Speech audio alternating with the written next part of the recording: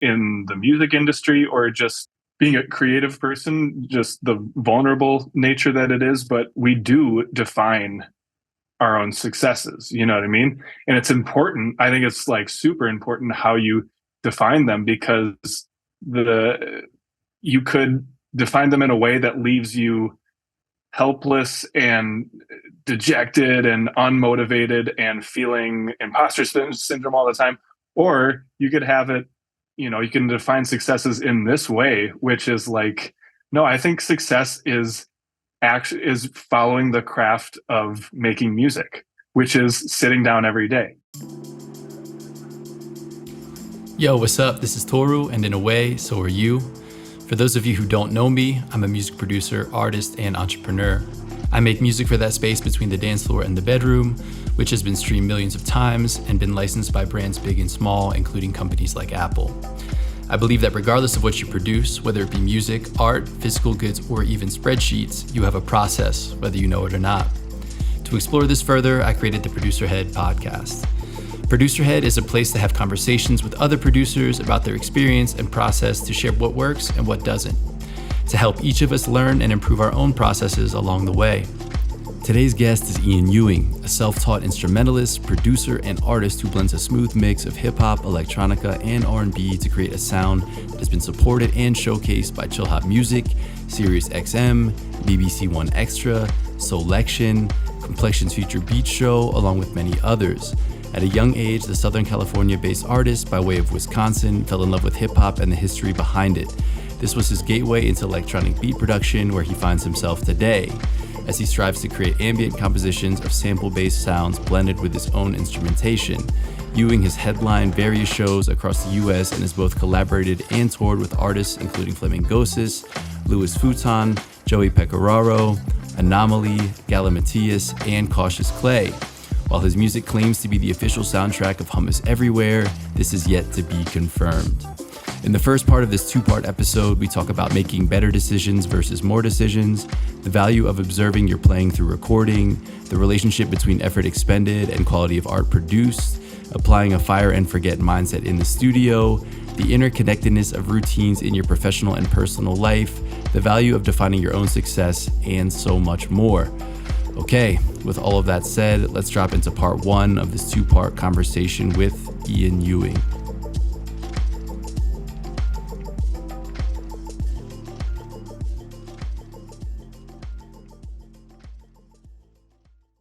What's up, everybody?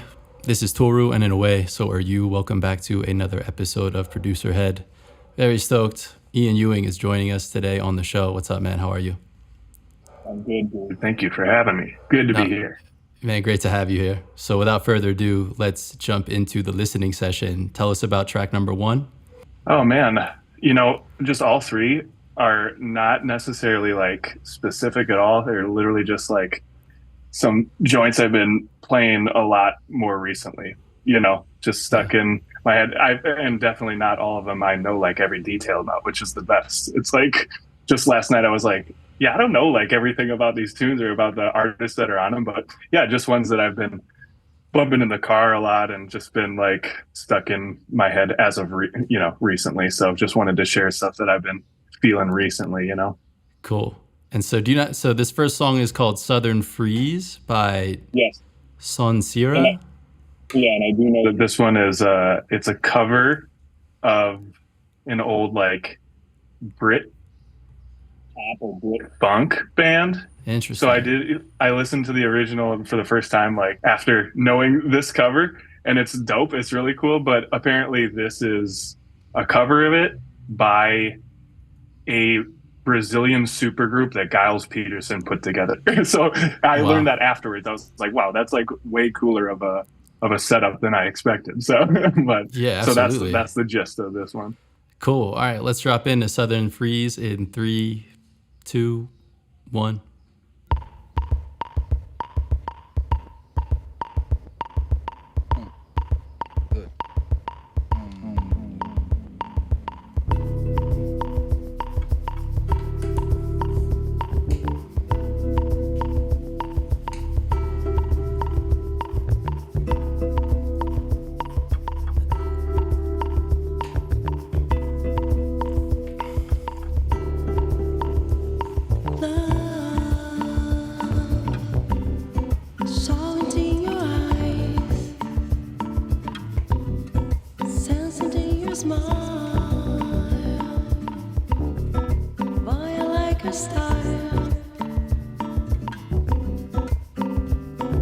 saw you on the floor doing the southern freeze. Then knew you were the one, the only one for me. Love, feeling to your touch, in the way you move. I like it very much.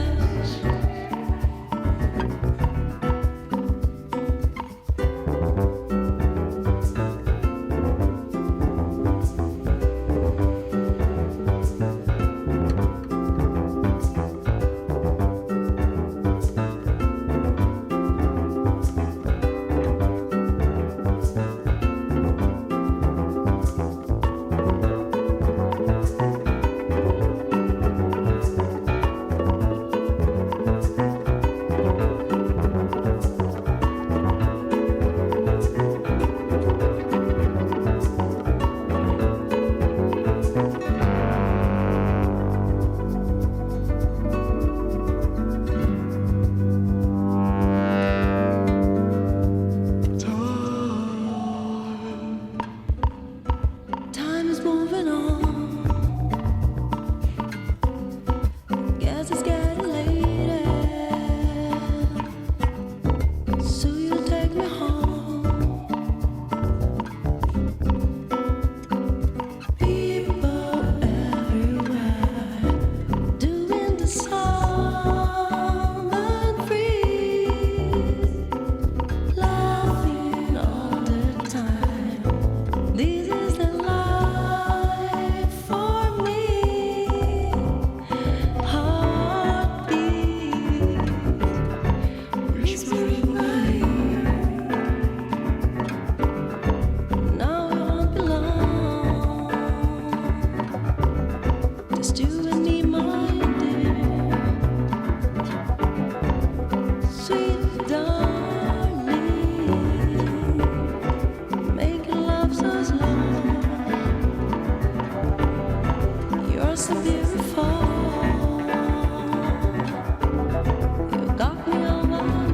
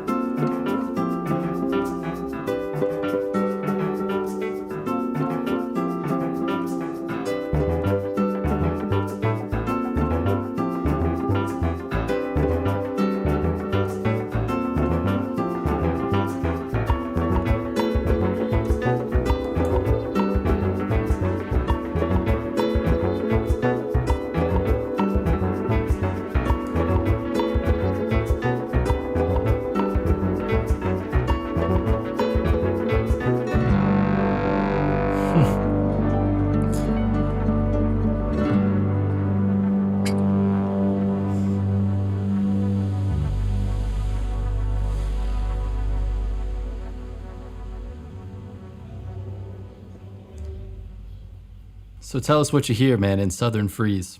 From the jump, it's just like audible antidepressant, like it's so like soothing from the jump, but both just the acoustic guitar with a little delay on it. But I'm also just such a sucker for that little percussion loop that is throughout. Yeah, especially being a drummer, I feel like things that my ear will really gravitate towards are things with the most sparse rhythmic elements, because like I'm conditioned into being like, okay, what drums could be added, forgetting that like sometimes like the best choice for a certain song is just like, what that tune is. It's just like a drum machine loop with like a samba rhythm, but like just the two perfect noises, a really soft kick and that nice little whatever percussion noise that is with like a nice reverb on it. It's just like, less is more. Like that's what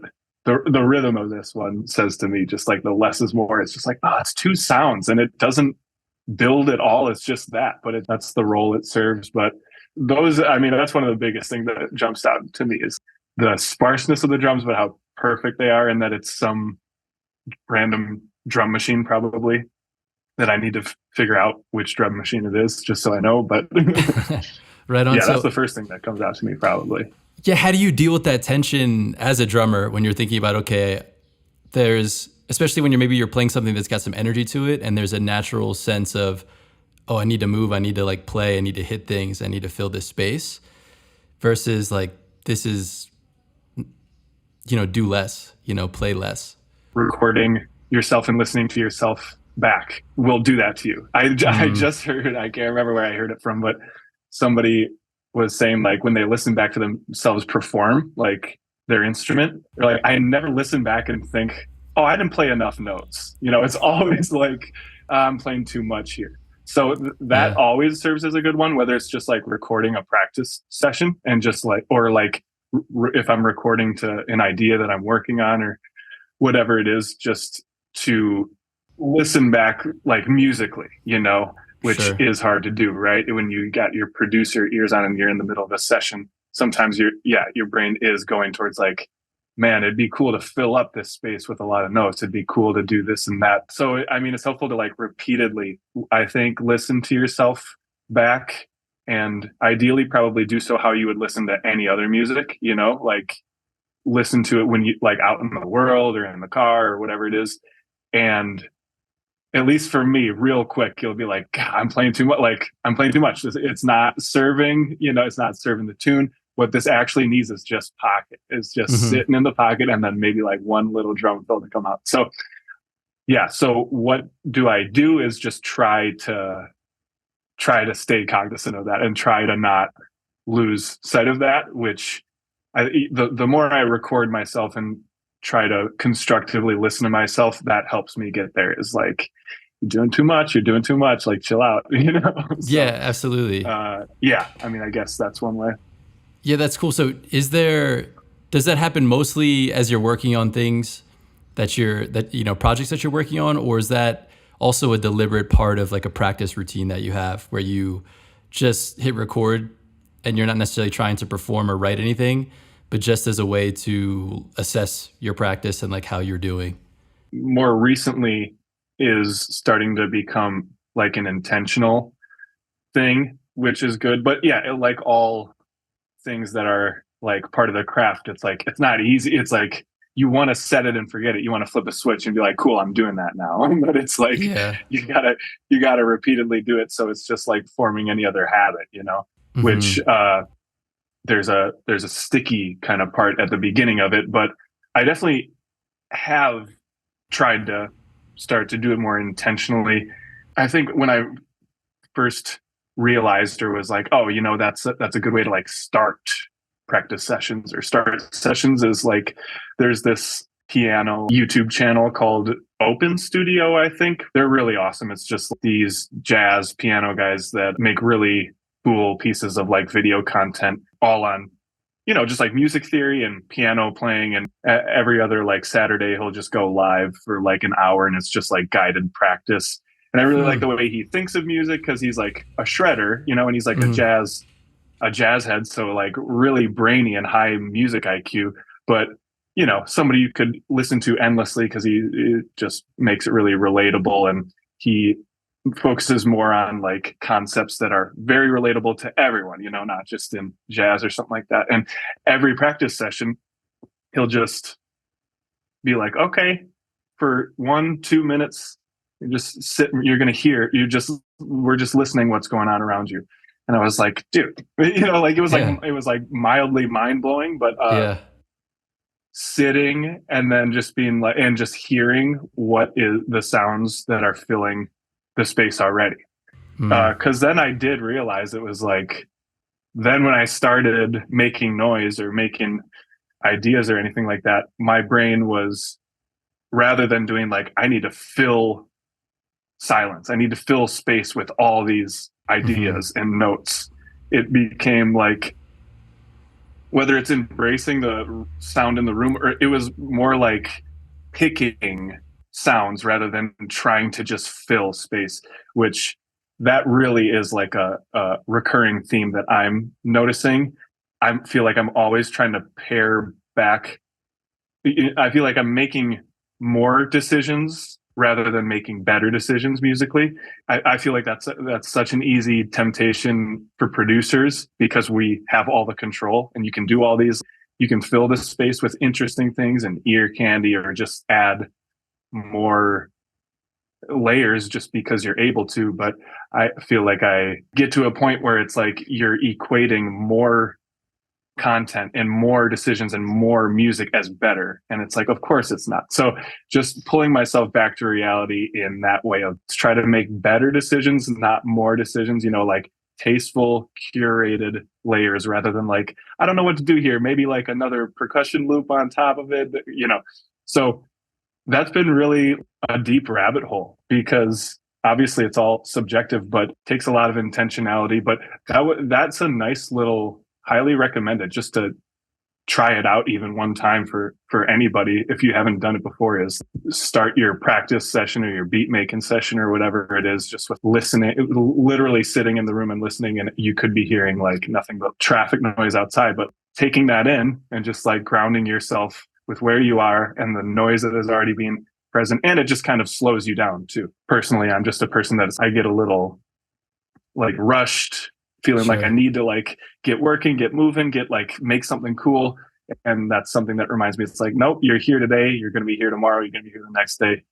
Just calm down, relax, just try to be present. So yeah, that's a real, that one has been working out pretty well for me.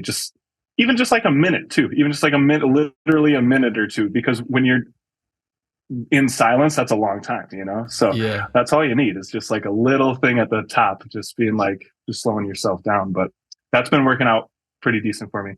That's cool. Could you remind me who this piano guy is, so I'm going to put him in a link into this so people can check it out if they want to.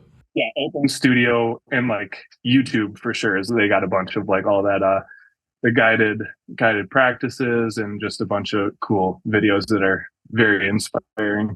That sounds super cool, man. Yeah, thanks for sharing that. And yeah, I mean, I love this idea of making better decisions as opposed to more decisions.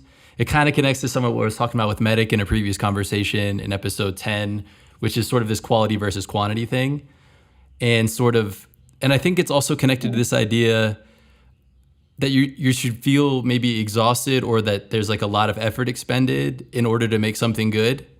And in art and in music specifically, I'm not sure if that's always the case. And I'm curious, what's your experience with that? Because sometimes you can work for hours and hours and hours and feel like nothing comes.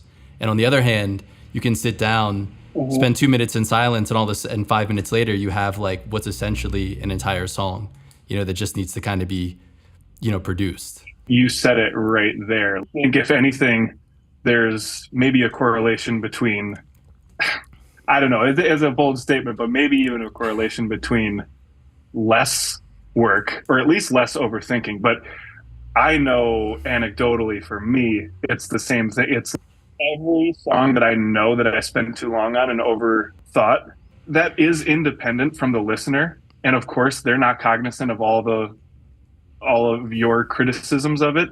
But my relationship with that and my excitement about that piece of music isn't that big, because I've just destroyed my ears with it, and I know that I did too much on it and whatever else. But yeah, I think the songs that, if I had to pick some out, like what are your songs that you think are the coolest that you've made or you're most proud of, they would be the ones where it's like, that was a one session, like that was a single session song, and because there's something being captured there, like I think there is such truth to like inspiration just being so fleeting. Like it's so fleeting, it's crazy. So it makes sense that like you don't get to just camp out for a month on that little fleeting thing, and you get to just milk it for. That's kind of the whole nature of the game, is that it's fleeting.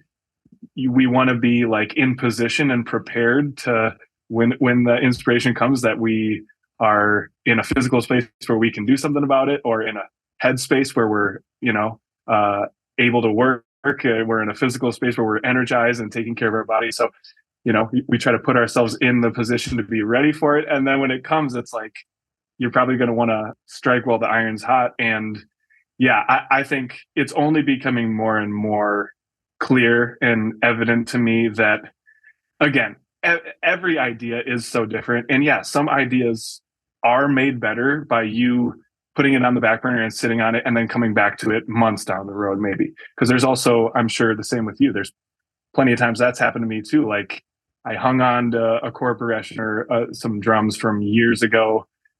I was, nothing happened with them at the time, but just sat on an idea and then came back to it with fresh ears and was so glad that I saved it. Mm-hmm. So glad that I came back to it and was able to come back to it with fresh ears and then make something new out of it. So definitely gotta, acknowledge that can happen too. And there are ideas that beg marinating on it and working hard on it. But I think in general, and what's most healthy, at least, of course, always just speaking personally, what I'm finding is most healthy is me and my buddy Christian, who goes by Straylo, call it just fire and forget mentality, which is so, I think for producers, so healthy. But it's like, yeah, you want to get, I think it's very healthy to get in that mentality of like, work on the ideas and try to finish them up. The first session should be able to get like 80% of it done. And then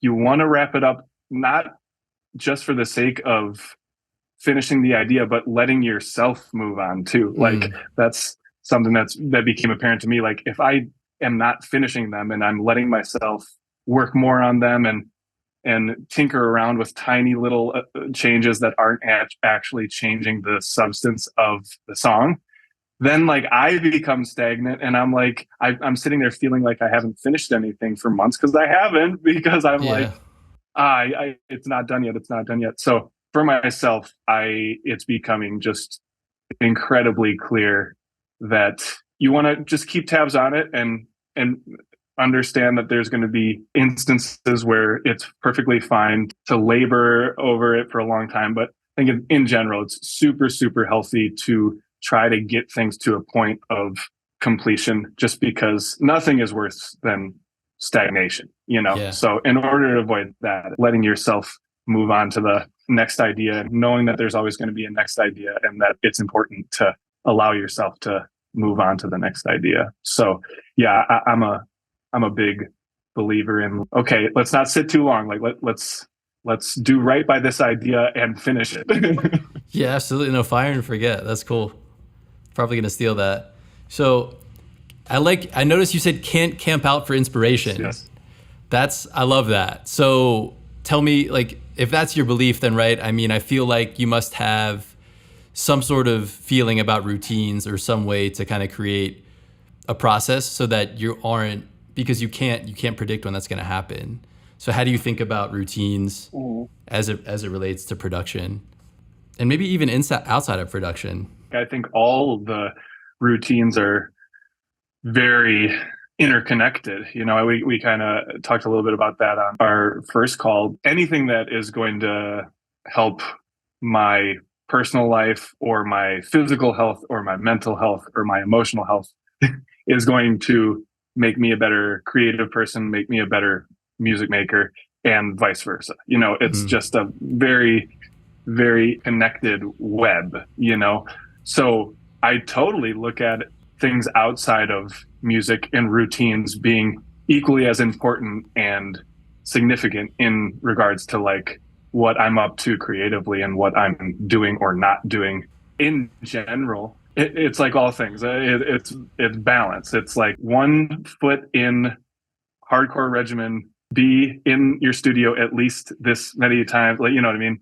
But then at the same time, it's knowing that you need to allow some flex, especially I think for creativity and imagination. So just a simple one is, I used to be regimented in like, okay, this hour to this hour, like treating it like a job, basically, of like, like a 9-to-5 job. Studio is the office, you do it like that.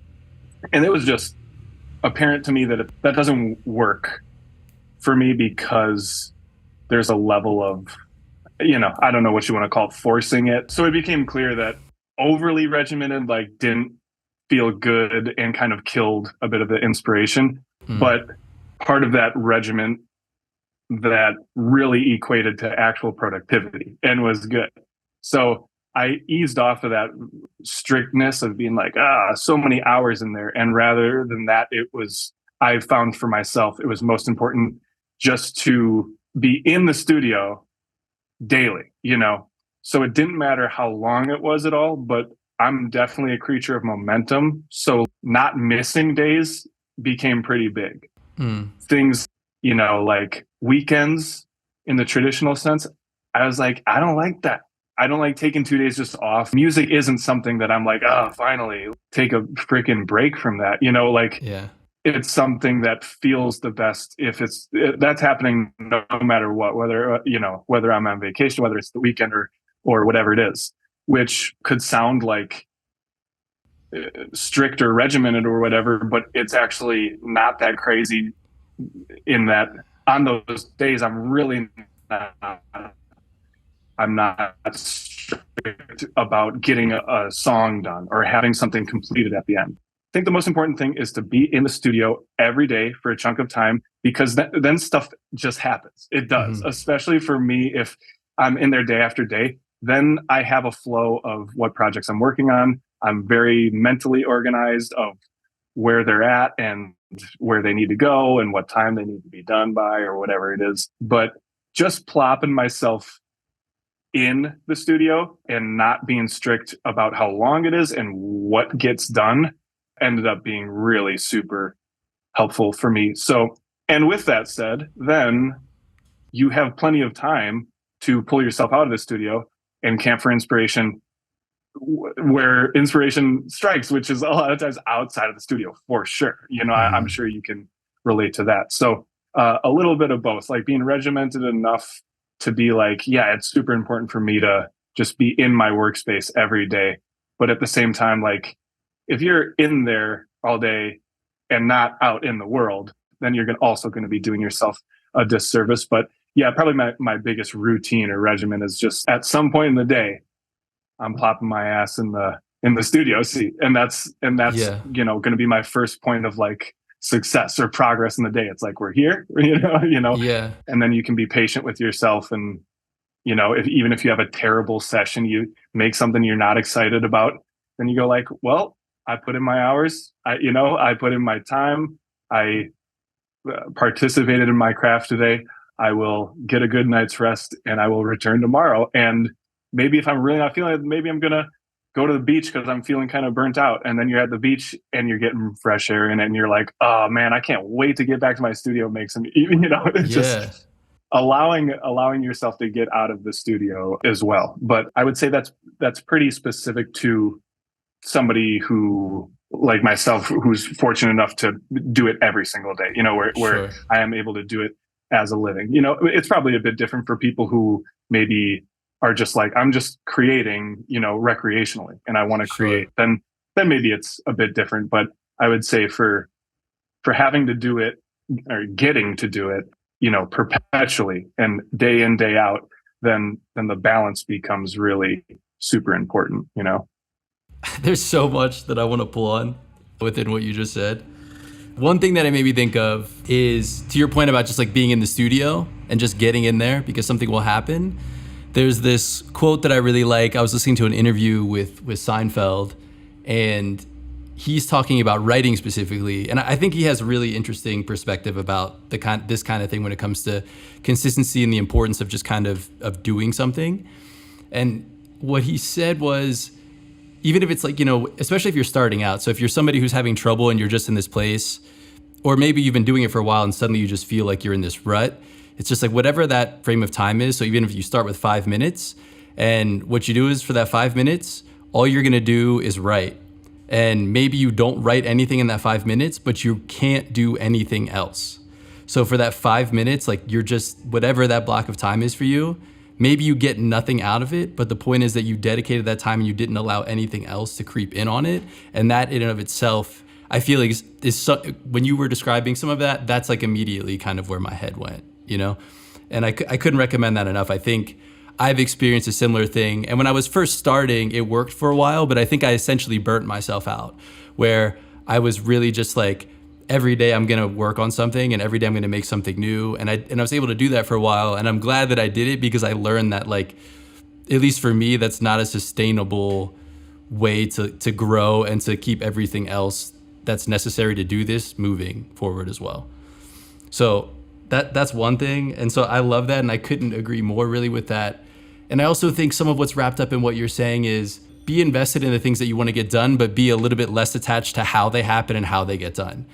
You know, maybe let go a little bit of control of, like, maybe it doesn't happen first thing in the morning. You know, maybe you do need to go out and take a walk. Maybe you need to go make a phone call, whatever it is, and be okay with it maybe happening. Because I think it's connected to perfectionism in a sense, where we get attached to, like, well, if it can't happen this way, then you just kind of let it go. And then you're like, you say, I'll do it tomorrow.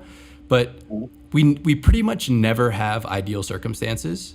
So I think the question for anything over time and success and accomplishment becomes, okay, what can I do in less than ideal circumstances? Because that's pretty much what daily life is.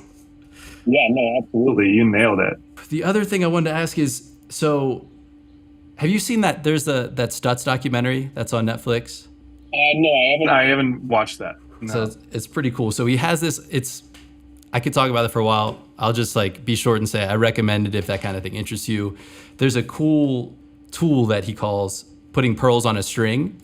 And to your point about momentum, this is what I was thinking about, right? When you're like, I don't like taking days off for vacation in that traditional sense. And I think that's a super interesting thing to keep in mind, is that basically you're just trying to make sure that you do something every day in service of that larger order objective or goal. However, each action, regardless of what it is equal in its magnitude and value. So one of those things, mixing isn't more important than producing, isn't more than mastering, than practicing, than et cetera.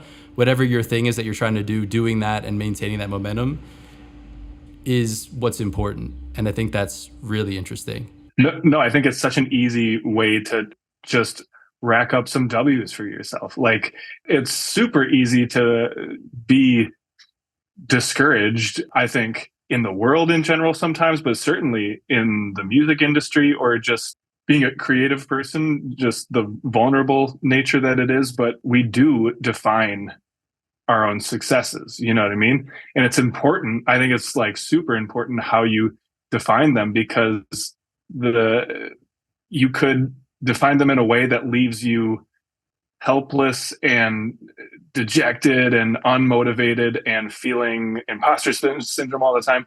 Or you could have it, you know, you can define successes in this way, which is like, no, I think success is following the craft of making music, which is sitting down every day. You know what I mean? It's like, you could look at it like, oh, I sat down all week and I didn't have one piece of content I could post, or I didn't have one beat I finished, or I didn't have one editorial placement. But it's like, is a musician or a creative person somebody who does that, or is a creative person somebody who does the thing every day? I think it's the second thing. You know what I mean? So it also just becomes really, like, philosophical too, I think, of, like, what you actually stand for, which is big too. You should take those as successes and W's for yourself. Like, maybe the outside world has no idea the amount of work you're putting into your craft day to day, because whatever it is, because it's not hitting that level of commercial success or exposure, or maybe you're not finishing things to your liking, but you are doing the thing. It's like monk-like in that way. Like, you are doing the craft, and it's kind of, it doesn't matter what the external variables are.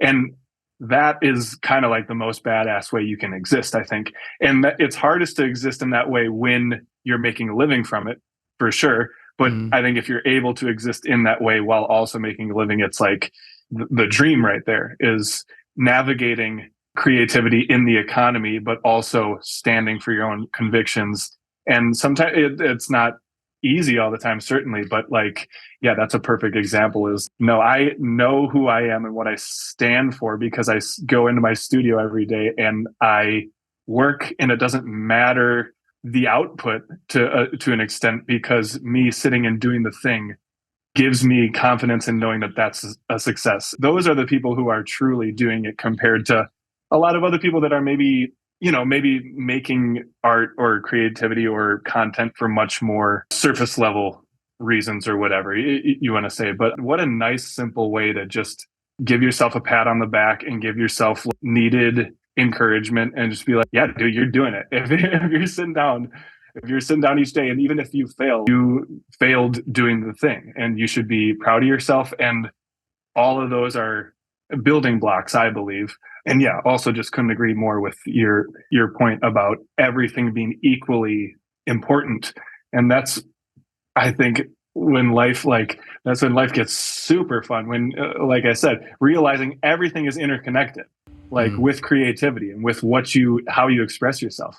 It's all interconnected. So it's like, yeah, dude, getting a full night's rest, that is you doing the craft also. And that's important. And you should, in a world and in an economy that does such a good job conditioning us to believe that our output is equated to our value. What did you make? What did you put on Spotify? What did you put on the social media?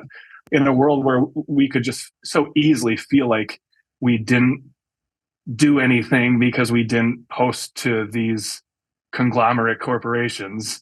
It's like, no, it's like, it's flipping the script and understanding what really, it's like, no, I went outside, I was present, I thought about my place in existence, and that got me inspired to go in my studio and create. That's another powerful point, just that if you're really about it and about creating honestly or whatever it is, then you'll start to see how I treat my body and my mind and my emotions and my brain and everything is related to that. So if I didn't make a beat all day, but I took care of my body and my mind, I contributed to my creativity, So looking at it in that way is another, I think, way to stack up your own W's, look at yourself just taking care of your own mental or physical health or following your routines that help you put yourself in a position that you can eventually sit down in the studio and express yourself musically or whatever. So I love all those points, and they're all, so important for all of us to think about and feel, I think, Yeah, absolutely. So I would, Ben, so I love in the way that you describe all of this, I think what I hear is, one is you're someone who's disciplined, but it's very much wrapped or seated in compassion and understanding and a more holistic view. So it's discipline, but you're not flagellating yourself, to a point where you have to get this in, and if you don't, everything, there's a nice balance to that. And I'm wondering, have you always had that? Is that something that comes naturally to you, or is it something that you've learned throughout the process of getting to where you are now as a musician? I appreciate you saying that. First of all, that's awesome to hear. But would think that it's a little bit of both. I definitely think I learned things along the way as far as being forgiving and a little more patient and everything. I think I had discipline was certainly something that was instilled in my upbringing for sure, in a really good way. I think of my dad and just who he was. That was probably his biggest thing. He's when I think of him, he's very convicted and somebody who very good at leading through actions, right? He's an extremely selfless and humble person, but along with that, I think very related to being selfless and humble is you have some level of discipline or self-restraint, because that's discipline and understanding that you're taking into account other people over yourself. But I definitely just feel there's a general sense of discipline instilled in anything I did, just getting that point early on that it's if you want to do anything, you gotta work super hard for it probably. And that on top of also, kind of mentioned it in our first call, but going and living independently and being totally broke and having no safety net. And, certainly compared to other situations, I had all my needs met, certainly. But when you're, let's say, when you have no safety nets and nothing else, it's like you don't have a choice. You got to be disciplined and you got to figure it out. Otherwise, you're going to like not have a home and not have health insurance and not have these things. So I think discipline was something that was very thankfully instilled in me, even just like I said, just seeing it through actions, which is arguably more important than having somebody just lecture it into your head. So I feel like I came into music with that mentality. Harder work equals I can eventually make something good. Hard work is what it is. Hard work equals making good music, which of course is not the whole truth of it all. But I think I came into it from, my younger years, very much with that mentality of like discipline is the thing. And then blessed with long enough time being able to do it, then I was able to realize that I needed to unlearn it at least a little bit. There's like, no, there's something else going on here. And that's what I was going to mention when you made a point about that just a minute ago that really made me think of it. I think I'm coming up on 10 years of what I would consider when I like started doing it. So 10 years of progressively and still not even done pulling back some of that discipline and realizing that it's not binary in that way. It's not more discipline equals you will make better and better things that you are even more excited about, and you'll make better songs and better beats. And it's kind of like magical in that way, that like art does encompass more than, it's not a science, you know what I mean? And so there is some science involved in music, but there's also like probably some spirituality and other things. So it's like, it involves a lot of different things. And for that reason, it makes perfect sense to me that, of course, it's not just a game of discipline then. And also another case in point is like, you can look at a lot of artists and musicians that are objectively like, they're not disciplined in what they do. I don't think you could look at a lot and objectively say they're not disciplined, but they make insane art. So there's something else happening. It's maybe not conventional or what we would look at and say, oh, that's a disciplined person, but there's other things happening that they're allowing themselves to most effectively express what's going on inside of them. Oh, I think it was just your point that basically that point that there's other elements involved, and in that way, it's like you do kind of have to like let go, which isn't easy, but you kind of got to let go and be like, I'm going to work hard and I want to be disciplined, but I also know that there's going to be other things at play here that aren't just like the harder I work, the better it's going to be. Yeah, maybe it's like the hard counterproductive things like closing up your laptop at 5 because you know exactly what you're going to do with the beat the next day and not beating it into the ground. Maybe it's leaving music for a second to tend to other things in your life. Maybe it's doing a myriad of things that help you be more present in the moment than you otherwise would, which that I think always will equate to you being better able to express yourself via music. But I feel like I came into pursuing it with a lot of discipline, and then slowly but surely really acknowledging and realizing like it's not just that. It's a tool.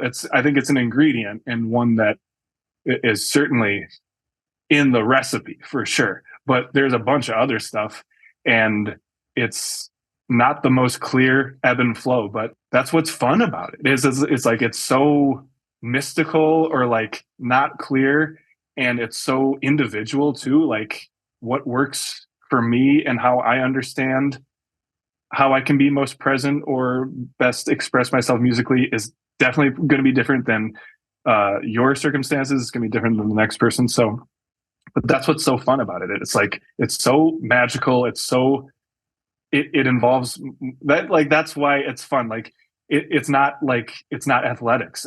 It's not the Olympics. It's not something else where like that's just clear. Like the most disciplined, best fit person will take the trophy. How cool is it that music is like, no, there can be somebody who it was their third beat that they ever made.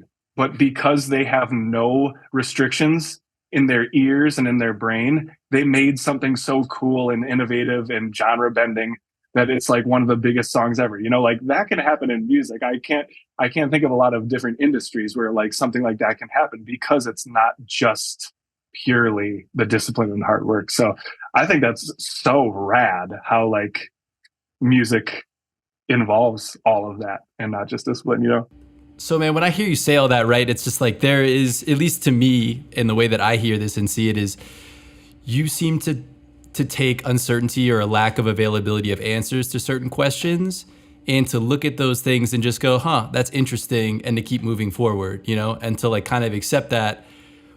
I think it's not uncommon for people to feel like I can't move forward until I have an answer to this question. And I think I think that's also linked to, I think your ability to do that and that attitude speaks to just a really high level of optimism. And it's even kind of expressed as you were talking earlier about, okay, looking at collecting your W's for the day. And it's sort of like, okay, here are the things that I did today instead of focusing on the things that I didn't do today. So I kind of have a similar question, but directed towards optimism. You know, to what extent do you feel like that's innate versus learned for you? I mean, I really would totally not consider myself an optimist in general, Oh, actually. I feel like I'm much closer maybe to like a interesting. realist. But Mm, I mean, maybe maybe I do have a lot more of my optimism residing in like my creative hmm world or life, and I probably do because if I think of more overarching conversations about just like life in general, I think I'm much more of mm, like a realist and definitely not an optimist. Um, but yeah, I mean, uh, as far as optimism in music or in creativity, I don't know. I guess I just feel like to me it was this is like the freaking dream scenario from super early. I was like I knew that was the thing I wanted to do, and that made the most sense. But for a lot of different reasons, a big chunk of my upbringing was just like, yeah, but that's not like, I mean, growing up in the Midwest in general is probably starting to change a bit now, just with the general access to like all the different types of technology and ways that you can start your own career and be autonomous. But you know, myself growing up in Midwest, it was just like very different than if on either of the coasts because there literally is not a professional musical economy or infrastructure at all. So of course it's like, oh man, I would love to do that, but I don't think that's a thing that I can actually do. That's like that happens other places in the world. So so I think literally just getting to a place of learning how to make music and then I mean forget about getting to a place where you're making music and people are listening to it or supporting it of any kind. I mean, that definitely, I think, just provides a general optimism of like, this is insane. I would do this not only for free, I would go into debt doing this. So, yeah. like, being able to do it in any sort of sustainable fashion is crazy. I think it provides enough of a fulfillment and direction in my life that it really maybe just allows for me to have a lot of patience and to really hold on to that as my number one sacred thing, and it's music and being able to create, and it's not other things like, oh, I want to get to this or I want to achieve this thing or whatever it may be. But yeah, I can't say I ever thought of myself as like optimistic, but I mean, yeah, actually, I just processing it in real time right now. I mean, maybe that's what it is that in other areas of my life, I know that I'm very much a realist. I fall into the traps of becoming very jaded with a lot of things and that sort of thing. And music has always been this part of life that has always been so pure and like a source of truth and a source of, yeah, just like a foundational element that it's like, yeah, why wouldn't you be optimistic about that one though? Like that is the optimism, is like that we get to experience music, that we get to share it, that we get to make it. So I don't know. That's interesting. Can't say that I've thought of it before, but maybe it's just that like just the creative ecosystem in general is optimism to me. It's like it's hope, and it's like, I mean, that's how I experience music, is like it's oftentimes therapeutic for me, helping me get through some stuff. It's helping me process things. So maybe it's just that. It's like music is the optimism, and then you balance it with your pessimism with another part of life, or something like that. Yeah, I mean, that's really interesting, and I'm surprised to hear you say that, because I mean, I don't think of optimism as just like thinking, oh, like everything's fine, everything's going to work out.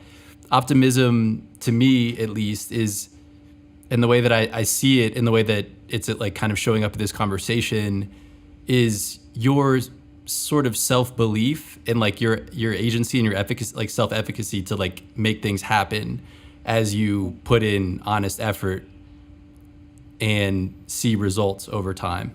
So that's pretty interesting and cool, you know? And so I think what I'm curious about now is, because of, you know, the success that you've been able to achieve, is that something, you know, over the past 10 years or so, that were you approaching all of your music with this entrepreneurial mindset, or pursuing, I'm really hesitant to frame it too narrow, because I'm really curious about, you know, as you were coming up and as you were doing this, how were you thinking about music, and at the same time music as a career? That's it for part 1 of this 2-part episode with Ian Ewing. Make sure you are subscribed and following so that you don't miss part 2 with Ian Ewing, where we will share how he viewed music and music as a career earlier on, as well as the pros and cons of having an over-analytical perspective, making music that is true to who you are creatively and musically, the importance of the work behind the scenes, how creating art that is in line with what is interesting to you leads to a more sustainable path,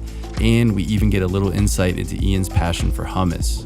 Thank you so much for listening to this episode of Producerhead. If you enjoyed this episode, I invite you to drop a review and send this to a friend. It really helps Producerhead find its place and its people. Don't forget to head over to torubeat.substack.com and subscribe. This is where you'll be able to find an organized consolidation of each episode of Producerhead, along with transcripts. You will also receive the bi-weekly Podium, a top 3 curation of my favorite things found on and offline over the past week. It's a 2-minute read that provides you with a personal soundtrack, ideas, and practical inspiration that you can use immediately. So tap in and receive the bi-weekly Podium, a top 3 personally curated by me, for free. torubeat.substack.com, and subscribe so that you don't miss any updates from me and or Producerhead. That's it for this episode of Producerhead. I appreciate you coming through and being a part of it. My hope is that it helps you unlock a bit more creativity and find progress in a way that matters to you. The theme music is one of my own songs. It is called Room to Breathe and available now on all streaming platforms. Again, for real, thank you so much for being here with me, and I look forward to catching you in the next episode of Producerhead. This has been Toru, and in a way, so are you. Peace.